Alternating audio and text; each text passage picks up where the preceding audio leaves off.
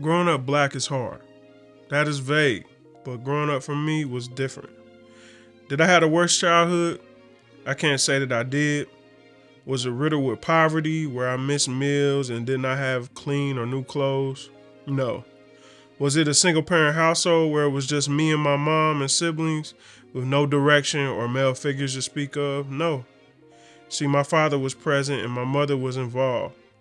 Pops was an electrician and business owner. And my mother was an educator, a teacher with multiple degrees. We were heavily involved in church going every Sunday. My mom was over the children's church, and my father was singing in the choir and at all my sporting events. See, I'm the youngest of three boys. We grew up with Sega, Nintendo, Jordans, Nautica coats, Tommy Hilfiger, and Nautica swim trunks with the little orange floaty thing. Pretty typical for Cincinnati kids. From the outside, it looked as though we had it all. But me personally, by the third grade, I was getting suspended all the time. See, I was angry. I was chubby. I was a chubby, shy kid who liked to sit in the back of the school bus and sing songs. See, I come from a long line of singers. My father, grandmother, grandfather. They noticed this at church, and they had me singing leads and everything. But I was angry. I did not know why, but I was.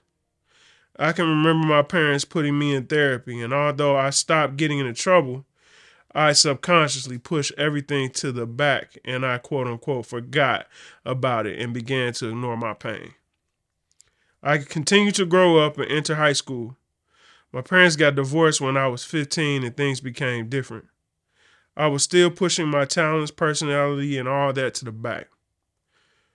When I entered college at UC, I was on track and doing well, but I had a class my senior year about abuse and I began to have bad dreams. I had met my now wife and we were dating and continued to do so. And at 28, I was a shell of myself, the joking, happy person. I was a quiet and timid person. At 30, I was married, but I was fighting a secret battle. See, the dreams got worse and I became more and more isolated. Outside, I seemed fine. But at home with my wife, I was quiet and never really got out of bed. I was starting to get mean again. I never told anyone but her I was having the same dream of being abused as a child. And this was real. See, who we allow around our children is one of the most important things we can monitor. My parents did not know, and nobody else would have even suspected. At the rate I was going, I was either going to hurt myself or continue to be paralyzed. My wife, with tears in her eyes, begged me to go to therapy. After a few months, I started my search. Navigating the black therapy scene was hard. A few wanted to talk more than me in therapy, and some just told me to get over it. But I did not give up. I knew it was going to be God, Jesus, and therapy to get me through. I finally found someone who listened. I told them my story and they counseled me. I had to be still and know that God did not make a mistake with me. And I was not what my abuser thought I was. See, I'm a child of the King. I told my parents, who were both upset and wish I had told them sooner because they would have done something. I was diagnosed with major depression. And since I have proudly got on medication and I'm finally back to being me. I'm pursuing my dreams in music and show who God created. I had to be still and let God have control and get this therapy. I had a good wife, God, and therapy. Just be still and know. Hello, everyone. My name is Julian Wilcoxon. I am a director and an administrator in a child welfare program in Hamilton County. I'm a singer, songwriter, artist. I love everything art. I'm married to my beautiful wife, Princess Wilcoxon. And I'm from Cincinnati. College Hill to be exact. For my mental health and emotional health, I do have to have balance. I'm a huge balance person. I don't want to have all my focus on work. I'm not a person that you're going to see me talking about my job all the time. In some ways, when I'm off work, some people don't even think I have a job because I don't behave it. As you can see, I got goals in my mouth. So I don't behave as a corporate type of an individual. I have to have balance. I have to have a way to express myself either outwardly or how I dress. Um, that's the way I keep myself sane. I also listen to music. I sing. You may catch me performing somewhere in the city or outside of the city. But I'm really creative. I love creating things. I love reading. But the main thing that I do to keep myself balanced is reading the Bible, especially specific different plans that fit into different things that I feel like are going on with myself to keep me balanced. Another thing that I did, I haven't done it in a while, was I was going to therapy pretty regularly.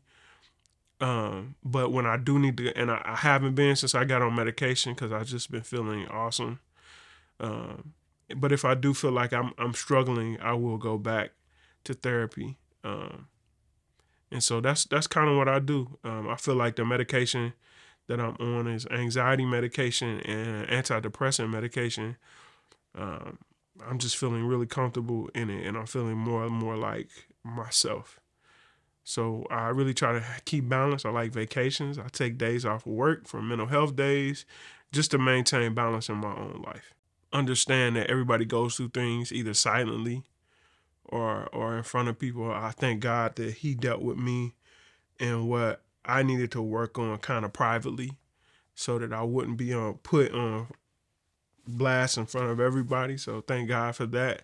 But He gives you an opportunity to share your testimony to be able to help somebody else.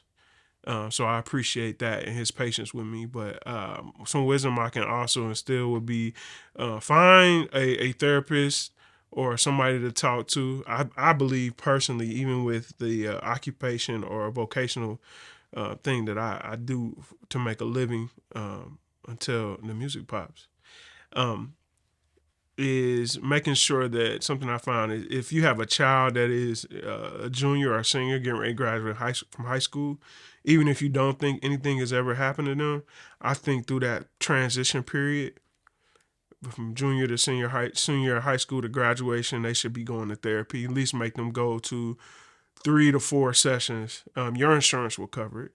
You get about six sessions through insurance. Is pretty basic, but just making sure that they can process that change of turning into an adult and processing maybe some potential childhood trauma they may have experienced. Dealing with a lot of kids in the community and also myself, I feel like if I would have done that, my parents would have been aware of it, and I'm not blaming them for that. It's just a different culture and different age and different time. That I think I would have avoided some setbacks, some self-esteem issues, some bad decisions. So I think actually making sure that we get our children in the community, especially in the Black community, we normalize mental health. We normalize getting yourself help. We normalize speaking to a therapist. But also that junior to senior year I would make sure that I don't have children, but I'm gonna make sure that my nieces and nephews that they do that because I just feel like it's important so you can be able to process some of that childhood stuff and start changing and working on it as you turn into an adult. And also, you may think God can help with anything and prayer helps, but also therapy helps. So the combination of Jesus don't need nobody, but Jesus and therapy and having somebody to talk to is paramount and key.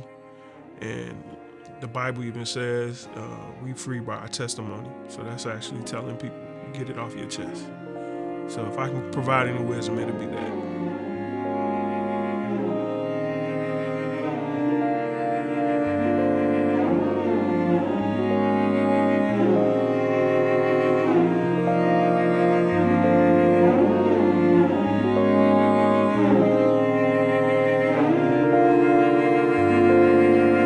No, I'm cool. cool with it.